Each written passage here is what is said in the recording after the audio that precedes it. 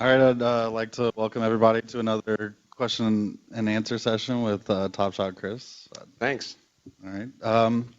So in this week's episode intro, they said that the uh, last week's elimination challenge was the closest in Top Shot history. Congrats on that amazing win, by the way. Thanks. Yeah, it was a lot of fun, and it was a lot of fun to watch it live on TV. Well, not live, but watch it on TV because when we actually were doing the elimination challenge, I mean, I knew it was very close, but I mean, in my mind, I wasn't thinking, oh well, what is this sort of elimination challenge compared to other Top Shot challenges well, in this season or in past seasons. So yeah, really fun to kind of have that distinction for the Henry gunfight. Yeah, super intense too. Yeah. Crazy. So when you returned to the house after the elimination challenge, how did it feel to hang up Williams' target on the wall there from all the eliminated people? It was a really good feeling knowing that I had beat a really good shooter. All the personality stuff aside, I mean, like we've talked about in these Q&A sessions, this is not top friend, this is, top shot. And, you know, for me, I want good shooters, right, to move on, and obviously, hopefully, myself included in this competition. And so to go up, head to head against someone of Williams' caliber and with all his talent, it felt really great to know that, hey, I can hang with some of the best out there. So going into this week's individual practice, you said on the show that you've never shot the FN 57 before. It's a 20 round clip and it's armor piercing. Seems like a pretty interesting gun. What were your thoughts on shooting that gun? This is one really cool pistol. To kind of emphasize one piece that they talked about on the show is it's a rifle round. It's a smaller rifle round. And when it's in a rifle, it's still a pretty powerful round, but you put that rifle round into a pistol, and I mean, this thing, it's just screaming hot and really accurate also.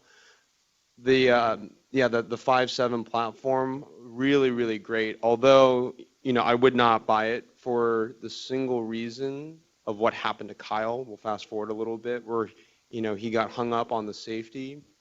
If you see a picture of the FN 57, you'll see that the safety, it's in a really, I mean, I understand why it's there. It's basically right above the trigger and the trigger guard and where your index finger is. And the idea is, oh, you just flip it up or flip it down.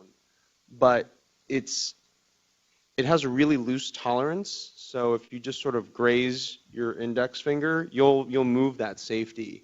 And I mean, maybe I'd buy it just for target practice or something. But I guess well, we were shooting the civilian version of the FN 57. So they have a military law enforcement version, and I'm pretty sure it actually doesn't have a safety, or has some other safety design on it. Okay. So you seem to do pretty decent in practice. How confident were you after you were done shooting it? The interesting part about this point of the competition is we get to watch everyone else practice, right? There's no more blue team and red team, and the red team only, we get to see our own people. We get to see everyone practice. And it was clear to me that everyone had a really good command and control of the FN 57, and I felt pretty good also. For me, it kind of came just back to fundamentals of just good trigger control. You heard the expert, Jeff, mention that I'd shanked like 2 of my shots, and I pulled it. It wasn't terrible, but I had a pretty good group, but sort of 2 shots just sort of jerked the trigger and threw them off. But all in all, I felt really, really good with the FN. So after practice, you go back to the house. There's only 6 of you left. It's getting kind of quiet in there. Yeah, to think about where we've come in this competition, where there were 18 of us to start, and 2 of them didn't even make it into the house, literally. And for the house to go from very boisterous environment of 16, a lot of type A personalities, a lot of loud loud personalities also, to now we're down to 6. It was much more quiet, and you could, well, Greg was still around, and Greg is very loud, and a great source of entertainment. And for the record, I mean, he's a great guy, and he's actually someone that I came to develop a very good friendship with over the course of the competition. And so it was nice. I think this was one point. This was probably the first point in the house where we all kind of felt the tension just sort of dissipate, with William having been eliminated. Yeah, it was just sort of very, very calm, like everyone's spirits and were up, and our attitude was really, really positive. And so that was a very refreshing experience to come back to. So I guess moving on to the actual challenge itself, it looked really exciting. I was pretty amazed by it. Were you scared at all or intimidated by when you first saw it? Looking at that tower,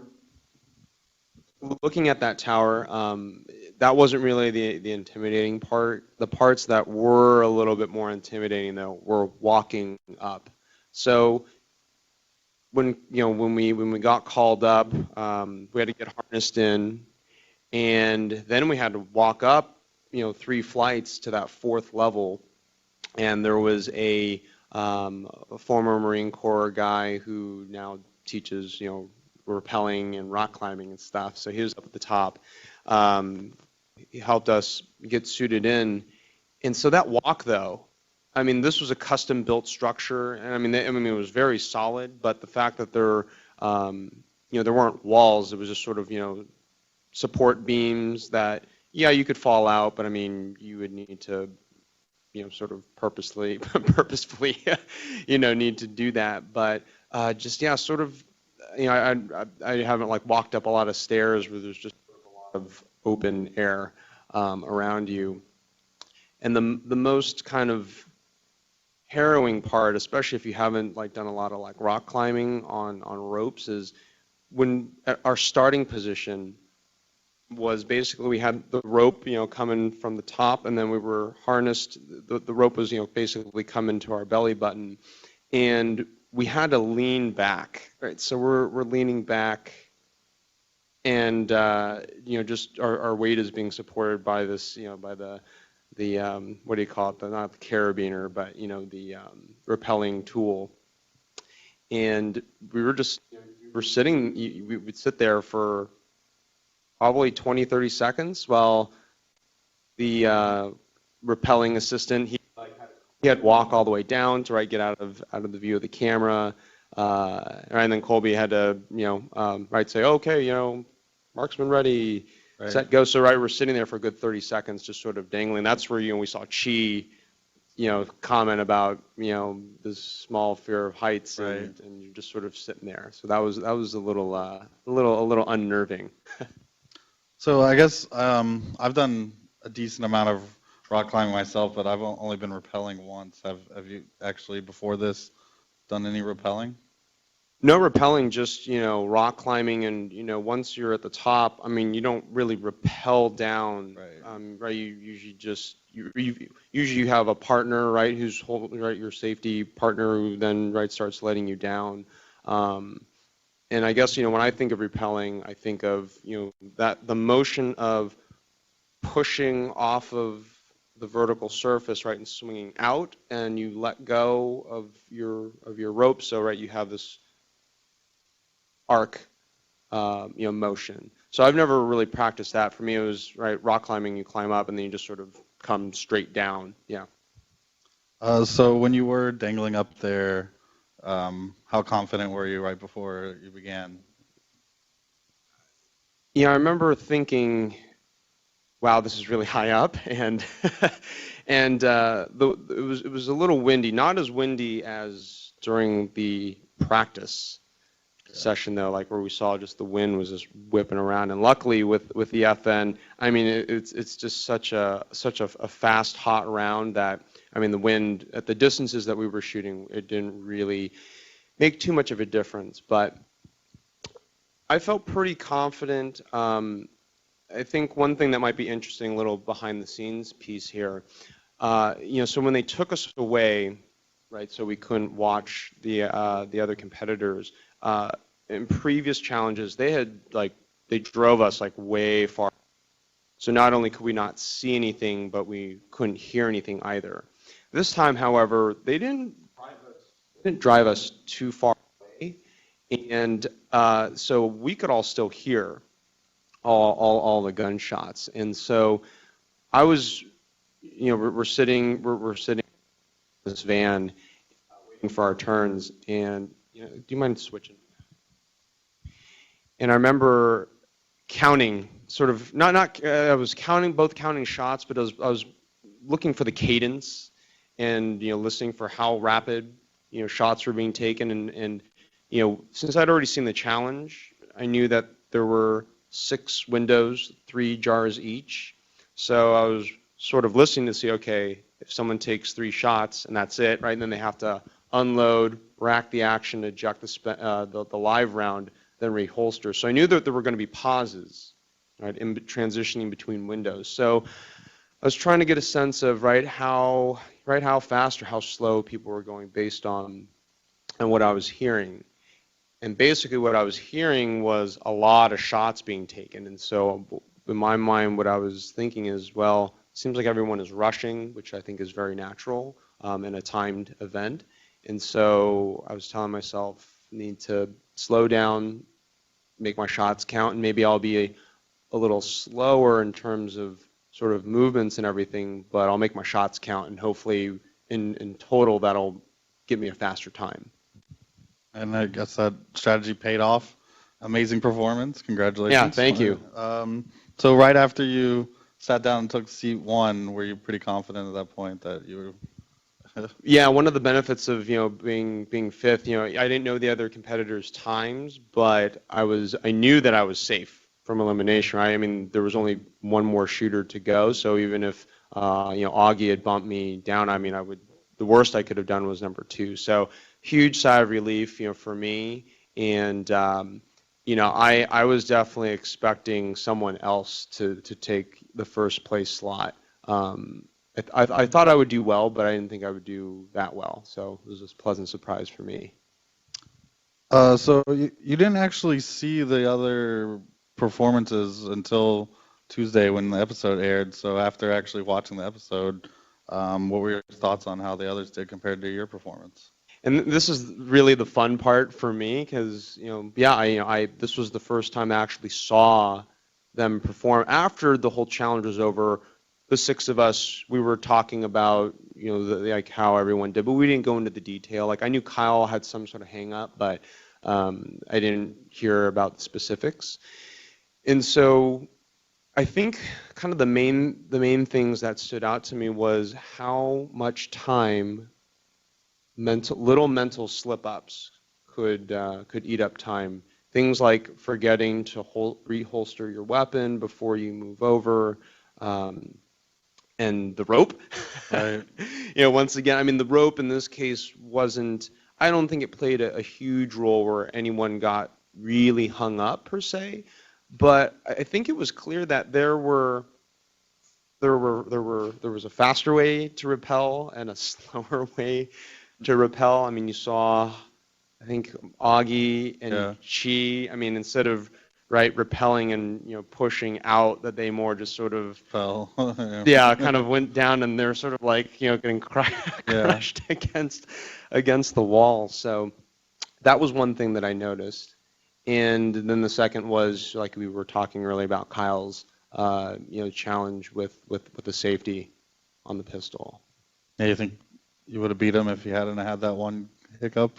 That's a really good question. So, I have no idea whether what we saw on TV reflected the exact amount of time that Kyle was hung up, and whether, if we subtracted that out, whether his time would have been better. I think it would have been very close if definitely. he right, hadn't had that slip up. It didn't, yeah, I mean, it didn't seem, on TV, it seemed like maybe 6, 7 seconds, but of course, TV time is, sometimes can be a little bit of a different reality. Although, to Top Shot's credit, they have done, I think, a really great job of portraying these challenges as they, as they actually happened.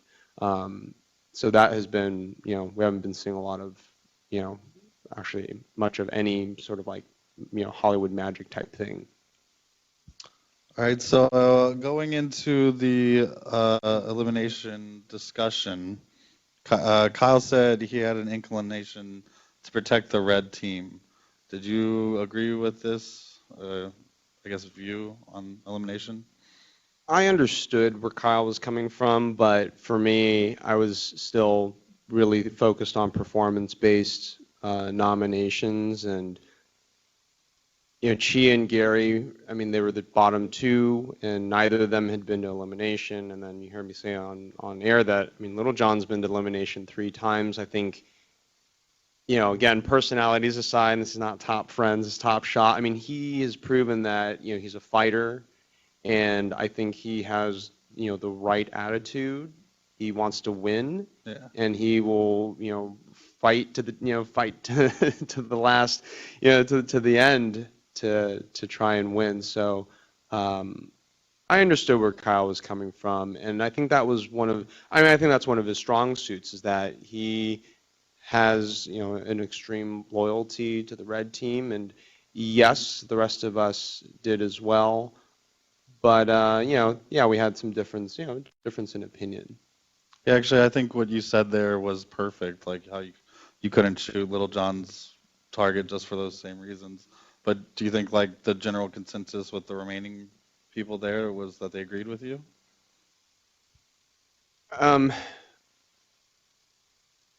If I remember correctly, I think most everyone was ready to put Chee and Gary in, and Kyle, I think, was sort of the outlier in this case. What I think was a little interesting is looking at reading like fan postings on Facebook and Twitter, and a lot of people are shocked that LJ escaped elimination, and yeah, I think they're kind of letting their kind of emotions and their dislike for LJ kind of factor into who they think should go into elimination. Which as much as I like to say in a competition-based show like this, performance-based, right, voting is at least how I think, right, we should be voting. But the reality is, if we like someone or if we hate someone, right, that has a really strong effect on our perceptions of people, whether they're right, athletes or whoever. So I guess, did you expect Kyle to come and shoot Little John's target, or did you know he was going to shoot Cheese?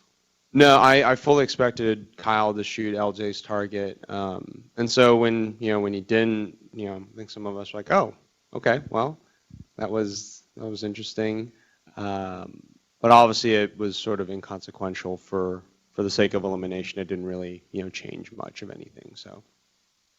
So earlier you were telling me something fun about the elimination practice. Could you go into it a little bit here? Yeah. So when Chee and Gary were off at practice, so remember, we didn't know that. So we had just done the rappelling challenge, and we had just used the FN, but we don't know what's next. We don't know, are they going to right? We knew the theme of this episode was going to be SWAT themed weapons and challenges, but in real time, we're wondering, hey, we haven't seen throwing knives yet, or we haven't seen a recurve bow or a compound bow. Maybe they're going to flip it and go from special weapons and tactics to Indian forest hunting, or something like that. So I remember I was in the kitchen. I was cooking breakfast. I was the person in the house who slept in the latest every single day. All these military and law enforcement types, I mean, they wake up at like 5:30, 6 in the morning. I rolled out of bed at like 9:30 which was, really, really awesome. And so I'm in the kitchen cooking myself breakfast, and I remember people were like in the living room area and just hanging out, and this is our day off, right? Because we're not going to elimination. We just get to relax. But all of a sudden, I look out into the backyard area, and I see two guys in like SWAT gear, and I couldn't tell it was Gary or Chee, and so I just remember I flipped out. I just remember screaming. I'm like, oh, holy crap! There's two guys outside in like police gear, and they're in the backyard. And I didn't know. I mean, my mind was like, I had so many thoughts going through my mind, like, are the real police here? Because right, they saw like weapons or something, or maybe someone called the cops on us, and so it was just like a real SWAT team coming in. And it's so funny when I startled everyone in in the house. And of course, like, what was our first instinct? All of us grabbed weapons. Since I was in the kitchen, I grabbed like a 10-inch kitchen blade.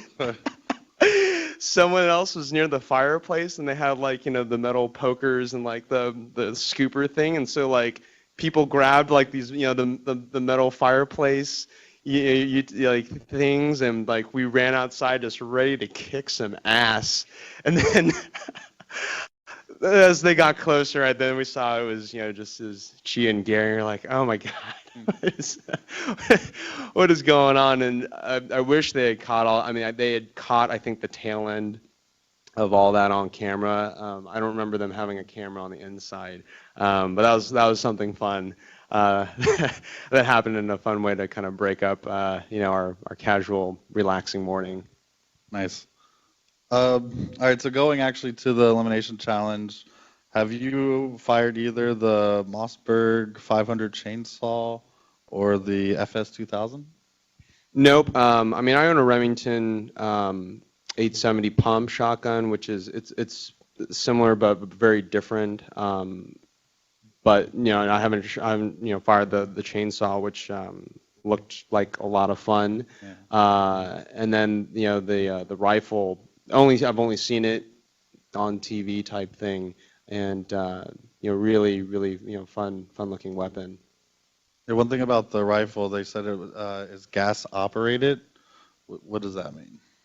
Sure. So, in a gas-operated rifle, you basically, in this case, you have a magazine. And actually, this one, the magazine comes in from the top, if I remember correctly. But traditionally, right, you have a magazine that comes up, so all your bullets are lined up, stacked vertically. So you have a bolt that lines up behind the bullet, and so you have a firing pin that's inside of this bullet, and the firing pin, hits the round, causes the gunpowder inside of the round to explode.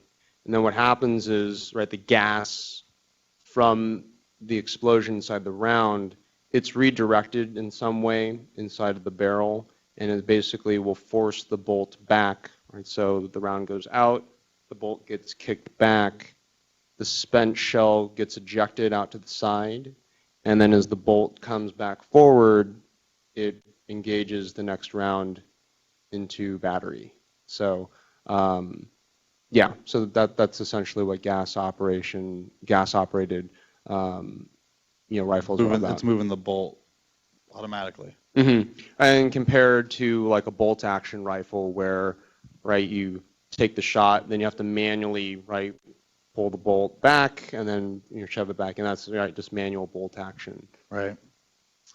Let's see. So after Chee and Gary came back from practice, did you talk to either of them? Did you get a feel for who you thought might win? Yeah. So whenever someone comes back from elimination practice, right, we all want to know, hey, right, what were the weapons? What did they have you shooting at? And yeah, they told us they practiced breaching doors, and they were in their SWAT gear. And so that was a lot of fun that we were going to continue this whole SWAT theme for the challenge. And with Chee's military background, we knew that he had experience in close quarter combat situations, and he's very good with every weapon that we've really seen so far. Gary, he's actually, shot the FN before, which was like that was sort of his leg up there. And so I think most of us, though, we gave Chee the edge to win right before. That was sort of who we kind of anticipated was going to win. So what was your initial reaction when you walked up and you saw what the elimination challenge was going to be? So what was really fun about this walk up that they didn't really show us walking up is we were up really high on this huge hill. All of us were like, why are you guys having us walk up this huge hill? So then we're going to walk down it. But one thing that was really great was we got to see a pretty clear bird's eye view of the SWAT elimination course. So that was a lot of fun to be walking down. We could see all the chain link fences and like the burnt tires and the barrels and everything. And the art department just did a really great job of setting up the course. Another thing I remember about this challenge was we had another cow delay. On Facebook and Twitter, I talked about during the sniper challenge that Gary's shot was the whole challenge was delayed because cows were meandering too close to the exploding target. Awesome. And so in this challenge, so behind these exploding targets in the SWAT challenge, there was probably another good 500, 700, 800 feet behind it of just sort of an open valley, and there were cows that were creeping on up into our space, and so they would need to send a production assistant to like go and shoo the cows back up into the valley. So Chee went on a great run, but he messed up just the one breach. It was so close. Did you think that Chee would lose to Gary? A lot of us noticed right off the bat that he was moving a little bit slower than Gary. But then once that door didn't breach, we knew it was over. I mean, because it was pretty easy to kind of feel the pace, like that Gary was sort of like if they were going head to head in like a duplicate court, it was sort of easy to feel that, oh, Gary's going faster or he went faster. The one thing though that maybe I should ask Chee or Gary about this, but we didn't know what the exact rules were. Chee and Gary were told the rules of this challenge, but if it were me and if that door didn't breach after the shot, I would have just taken a foot to the door or like ram my shoulder into it. I don't know if that was allowed within the rules, but yeah, once that door breach failure happened, we knew it was game over for Chee. So at this point, we're down to the final five. Final Congratulations. 5. Thank you. How nervous are you at this stage? And do you have any thoughts of victory? At this point, I think the thing that was running through my mind was, so we know it's only going to get harder. That's sort of a general sort of theme of Top Shot there. I mean, they save the best for last, and we haven't really seen like a ton of like physical challenges. Like this has been up to date. To date, this has been the most physical challenge with the rappelling and everything. But compared to like past seasons where they're like hauling around like ginormous logs and going through like a tremendous obstacle course, like we haven't really seen anything like that in season 4. So in my mind, I'm kind of thinking about, okay, like is there going to be a more physical challenge like coming up, and how do I think I stack up to the other competitors? And I felt pretty good. I mean, I think the person who's in best shape for any sort of physical challenge is Kyle, hands down. Like absolutely at this point. I mean, Augie's also in pretty good shape, but I mean Kyle, he is 50 years old and he's the oldest, but I think physically he was the most fit and probably most prepared for a physical challenge. Nice. Well, I guess that's all I have. Any questions from the audience? Or if we have questions from the Google Plus Hangout. Just got one. It seems like once the green shirts come on, kind of from a game theory point of view, it seems like your best strategy is to try to like vote off your toughest competition, like the best performers. So how come that doesn't happen, or does it kind of happen? Yeah, I think right. This comes down to individuals' attitudes, right, towards the competition. For me personally, I want to be competing against the best, and so that means voting the worst, out. And you're right, though, right, from a game theory perspective, if you want to play the game sort of quote unquote correctly to optimize your chances of winning, you would do exactly what you just said, right? Vote out stronger competitors, so only one strong person will come back from an elimination. So, right, it just sort of depends on your perspective of, did the means justify the ends, right? Because if it's all about winning and that's the end, well, then do what you have to do. For me, I mean, I would want, sort of the means to justify the end and kind of, make sure that good shooters, that I'm competing against the best. And in the very end, if I end up winning this thing, I want to be able to have the satisfaction of, saying to myself, I went up against the best and, came out on top. I think that's what most of the other competitors, I think a lot of fans also want to see that as well. Realistically, right, we introduced the personality layer, so it's not always about, right, the best surviving. Sometimes it's, let's get the irritable personalities out, which is fair, right? There's no like right answer here, but great question. Thanks. So have you done rappelling before? No. We talked a little bit about this, maybe I think before you came in. I mean, rock climbing, but coming down, it's not so much rappelling as just sort of coming down off the rope. But I think the one thing I'll add, on top of what I said earlier was, I guess like having played, many years of baseball and golf when I was younger, and like being sort of like trained to visualize myself going through certain motions, like right, swinging a bat, swinging a club.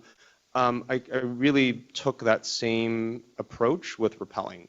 It literally is one of those things where, I mean, I think we've all seen plenty of like movies and TV shows of like people rappelling, and just sort of in my mind, I was like, okay, like I've seen it, and I just need to see myself doing that exact same thing. Well, it looked amazing. I mean, it was like graceful.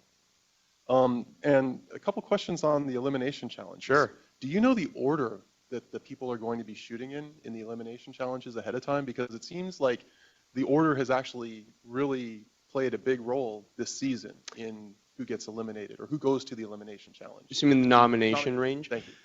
No, so we literally, we walk up and, we take our places, and then Colby sometimes, or he usually like has some chatter and banter with us, but then he just starts calling people up, and we have no idea what the order is going to be. So, I think this is one, this is sort of one piece where it could definitely seem like there's some sort of like, purpose behind the order, right? Like thinking about me, William, and Kyle, right? That nomination range, like, first of all, I didn't tell anyone on like the production team that I was planning to like change my vote. Like that happened in the moment. So right, I just happened to be, I think I was like the fifth shooter, right? And that was sort of the tangent moment. Greg followed up, and then Kyle ended by shooting, my target again. But yeah, we have no idea what the order is.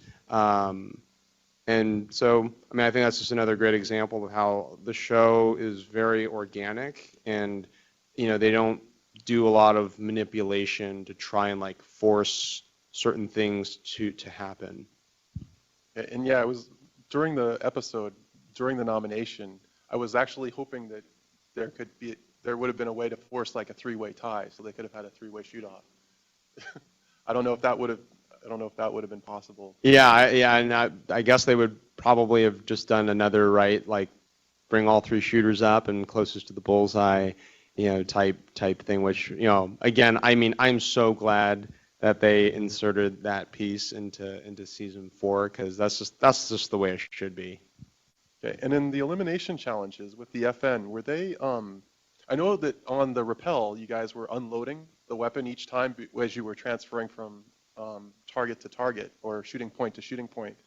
In the elimination challenge, were they unloading the FN when they were going through the doors or before they went through the doors? Really good question. The answer is yes. You know, the safety was just such a primary concern for the crew, and they definitely they did not want us wandering around with loaded hot weapons. So they were drop the mag, clear the chamber, and that was a requirement before you could move to the next station. And you'll notice when they were loading the shotgun, it was empty. You saw them like reaching into the vest, so to pull a brass dust round, right, to breach the door. So single shots and unloading after every movement.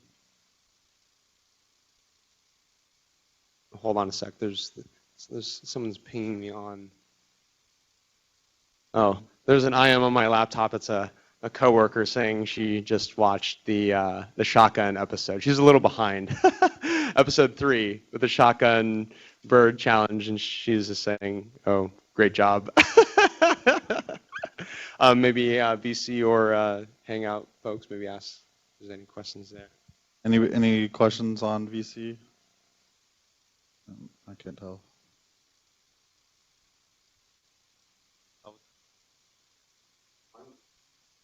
Anyone in the Hangout? All right. Guess we'll go to some online questions. See, this is anonymous. Says, are there high-speed cameras out there while you guys are shooting, or are those victory shots all staged? Yeah, so they've got so many cameras all over the place, and they do a really good job of, they put camouflage like netting and such over the cameras, or you'll see like some like tumbleweed or other sort of like twigs and stuff that are covering up the cameras. And so they've got obviously so much great footage, and I imagine it must be so hard for the editors to like decide, hey, like which awesome pieces of every part of the competition do they want to air. All right, so David in Mountain View says, you said down to the last 6 and we all deserve to be here. We hear you laughing. They cut to LJ saying you potentially sucking. The rest of the folks seem bored, and Kyle says something about you not giving up. Great editing, or was that the tone? Yeah, it's funny. LJ, he called me Tuesday while the episode was airing, like right after he said what he said. And I was at the bar, and honestly, I couldn't hear whatever he said. And I didn't take his call because I'm watching the show. Like, I'm not going to talk to you right now on the phone. But yeah, he apologized. Like, Chris, like I don't remember saying that. And I mean, who knows? Like maybe this was either an instance where they, took some footage elsewhere. I mean, but he had a green shirt on, so, and like I said, like they've been doing a really good job of not like copy pasting, footage where sort of it didn't belong. But it's interesting. We're in a competition, and sort of like the stress and the adrenaline and the excitement can make us say and do, things that we wouldn't like normally say or do. So as to the question, I mean, I think we're all very lighthearted about it. I'm just really happy to have made it that far. Yeah, I think it's pretty cool that Little John called you, but that is right up his alley. Yeah, and he's just such a great guy, and he and the rest of season 4, we've been staying in touch on private Facebook group, and it's been a lot of fun, like joining the Top Shot family and connecting with seasons 1 through 3, and kind of hearing what they have to say too. All right, so Lex from Kirkland, Washington says, folks seem to shoot incredibly fast with the FN 57. Did you find it easier to be accurate and get back on on target with that firearm. It was really amazing seeing you guys shooting the last row of jars. Yeah, this thing was, man, if I were to get the gun, like I was saying, okay, if I was to get the gun, I wouldn't want the civilian version. I would somehow need, want to get the law enforcement, the military version without this safety thing going on. But man, it is a really great pistol, and you can definitely recover really quickly and reacquire a really good sight picture. So. Yeah, I mean, it was just so easy to rip through rounds and hit what you're aiming at. It was pretty awesome. I think you went 6 for 6 at the end there. That was pretty clutch. I think maybe 6 for 7, but something like that. Okay. Close enough. All right, let's see. David from Mountain View says, if you're not in the elimination challenge, do they allow you to at least touch the weapons featured? I would imagine just getting access to them would be a treat. Great question. So I think in the earlier episodes, we were very hesitant to even ask. Sort of when we're out there, I mean, there's just a lot of activity going on with like the camera crew and the production crew, and they're trying to line up, get cameras set up and put the finishing touches on sort of all the stages and stuff. And of course, right, this is all work that they're trying to do for us, right, to get ready for the shoots. And it wasn't until I'm trying to think of when the first time, this time we didn't ask to. Actually, I remember going up to that first barrel, like where the first door breach was, and we asked them, hey, can we mind if we just take a quick look? And holding the FN, like that was the more unique weapon. I mean, the chainsaw shotgun was also cool. I mean, because it's basically got this grip up top, and there's no butt stock, so that was kind of fun. But at this point, we're getting a little bit more adventurous, and I mean, what do we have to lose, right? If we ask them, hey, like we know we can't shoot them because you got to clean up and break the set down, but right, can we at least touch the weapons? And if they say no, well, right, I mean, it's not like they're going to kick us out, kick us off the show or anything like that. All right, so Aaron from North Carolina says, how much interaction did you have with the production crew? I assume they tried not to be part of the action, either at the house or on the range, but it's a lot of people, so that might be hard. How many other names did you learn? Yeah, this is a really fun question. I like this. Thanks, Aaron. We had a lot of interaction with sound guys, camera crew, the director. I mean, he's like the head honcho for the whole thing. Definitely had a lot of interaction with him.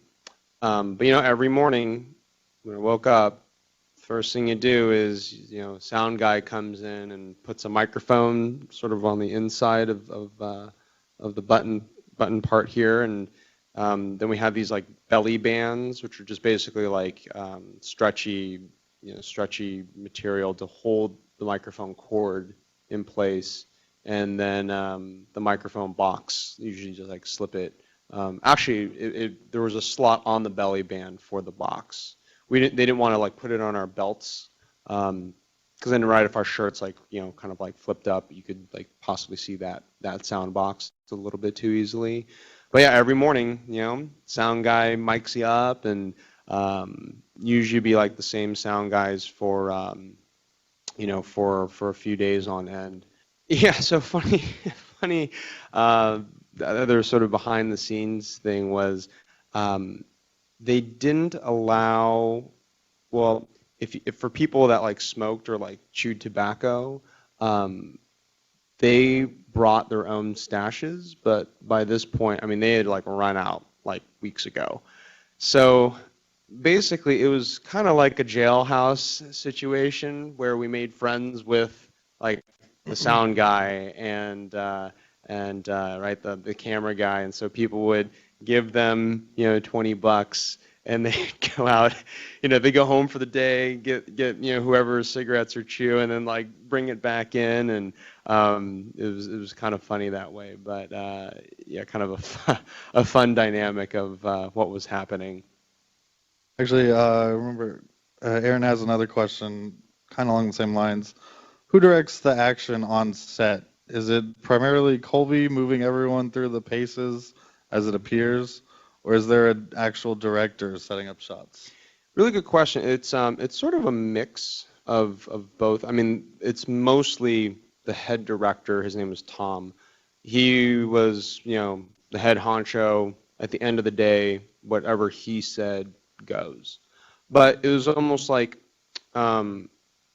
what Tom was more before the cameras were rolling, right? Like that was more of his role. But once the cameras were rolling, Colby, right, is sort of more now in the lead to kind of direct the action. And sort of, yeah, right, like, all right, marksman, here's the challenge. Okay, now walk over here, right? That's sort of, Colby's role, or, suit up and, get locked and loaded and ready to go. But it was interesting for me to see that Colby had a fair amount of kind of like creative input is probably the best way to put it, where, he might have seen something that he thought, hey, like maybe we should like actually do the camera angle from over there instead of over there. And or I'll have to look at my journal or think about it a little bit more if there's any sort of like interesting tidbits. But in general, yeah, Colby could go to Tom and be like, hey, have you thought about this? And they would chat about it. So that was a neat dynamic to see. All right, so Normie from California says, during this season, which has been your favorite pistol? Pistols. I don't know, maybe favorite gun so far. Yeah, I think the FN FS2000 has been my favorite pistol, just because it is so different than anything that I've ever shot. The round, again, it's super cool. And again, if I could get my hands on the non-civilian version, I might. Yeah, that gun did seem pretty awesome. Yeah, it's like $1,000. So it's on the higher-ish end side of things, but not out of reach. All right, so Jamie from Mountain View asks or says, "Great job on the SWAT challenge. Thank you. What was your experience level with holster work and practical shooting?" So let me kind of go back in time a little bit. So season 2 ended in like January or like February of 2011, and that's when I decided to audition or throw in my application for Top Shot. While I was like waiting for that process to start, I was saying to myself, hey, if this process actually starts going and moving forward, I should probably start getting some practice with different weapons and different styles of shooting. So I went to maybe 4 or 5 USPSA, IPSC, and IDPA matches. So in these type of 4 or 5 total, not like 4 or 5 amongst the different 3 styles. And so it's holstered, holstered shooting, holstering and moving on the go. That's actually different, though. We're moving with hot loaded weapons, for most of the time. But so yeah, I had some decent experience, holstering, loading, etc. Andrew from Anaheim asks, did the contestants get a chance to practice rappelling prior to the actual challenge, or did you just effectively wing it? I have to say, for a civilian, you looked very smooth. Well, thanks for that comment. And the answer is yes. We actually had a shadow practice for rappelling, but it wasn't very much. Basically, we got 2 runs down.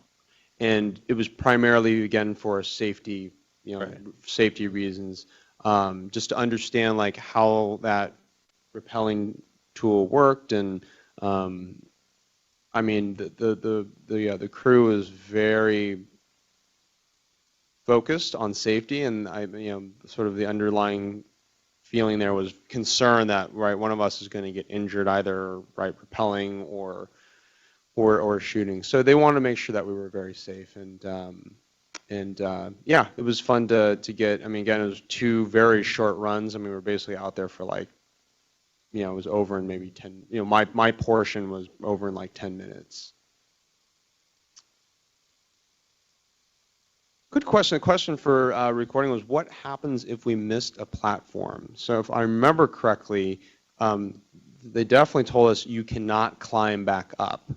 Like, don't try and like shimmy your way up or like try and climb back up. Basically, you would need to, well, it depends on which platform you miss. Like if you missed, let's say you missed the third level platform and you went to the second one instead, you could finish shooting the second and the first, but then you would need to unharness and run back up to the top and reharness back in. I mean, and that would have just eaten up so much time that you would need to basically bank on someone else experiencing that same problem if you were to have any chance of, I mean, yeah, I mean, luckily that didn't happen to anyone, but if I remember correctly, that was the rule behind that. So Lex from Kirkland, Washington asks, as people are eliminated, are they allowed to go home? Does the fact that somebody goes home early sort of tell people that they didn't make it very far in the competition?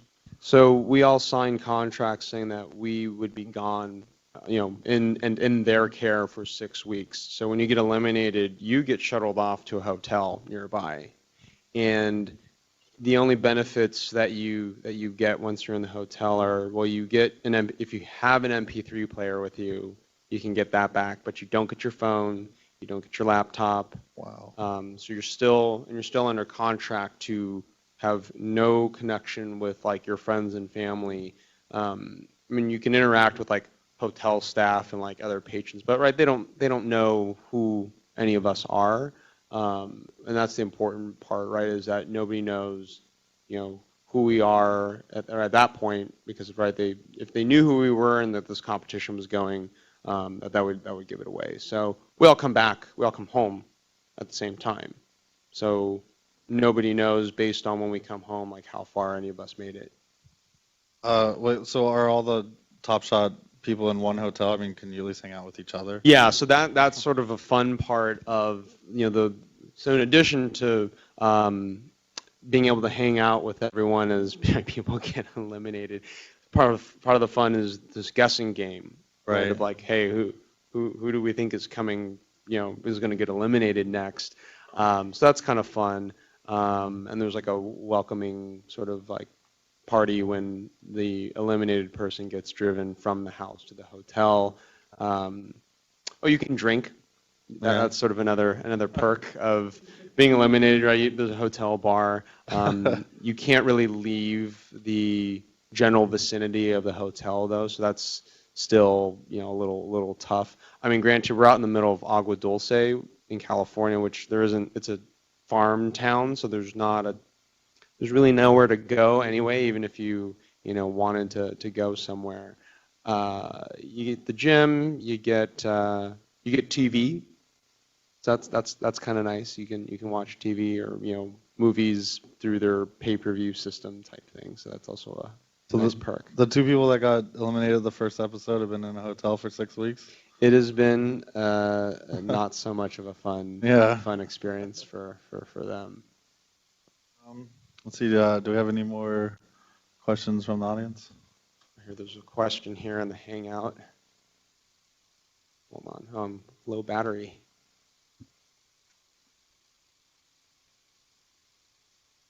Oh, this isn't so much a question, but more of a comment. I'm impressed that you're not of a military background, but sent William home. He was kind of arrogant.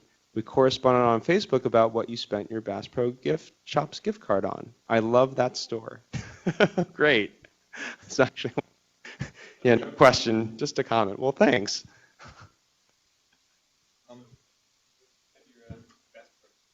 So yeah, I had $4,000 in Bass Pro gift cards, and they gave them to us right when we left. So there's a Bass Pro Shops an hour and a half away from San Francisco. It's in Manteca in the East Bay.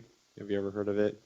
It's off like the 205 freeway, but nice Bass Pro. Basically, I bought a bunch of ammo, 2 scopes, and a bunch of other like accessories and stuff. So very fun going on on a mini shopping spree. Yeah. Any other questions on VC or here? On the Google Hangout? Oh, hold on, another question or comment came in. Darlene says, come to Vegas. We have Bass Pro Shops. I love Vegas on a side note. In addition to shooting, I definitely love playing poker. And I usually make it to Vegas. I try and make it there twice a year. And I think the next time I make it to Vegas, which actually, Darlene, I might be coming in the next month or two, I want to go to, I think it's called the Gun Store. It's basically a gun range about 15 minutes off the strip where civilians can come in and fire all sorts of like automatic weapons. I got M16s, Uzis, M249 SAW, which is just a huge, like, awesome gun that I would love to shoot. Hold on, Darlene says something else. Clark County Shooting Park is better. I've heard about Clark County shooting. I think they have like some competitions there or something. Also, I guess somewhere I need to put on my short list of places to go. I guess that wraps up the session. Chris, thanks for joining us, and hopefully you'll go on even further. Thanks again, everybody, for coming. It's a pleasure, and looking forward to next Tuesday.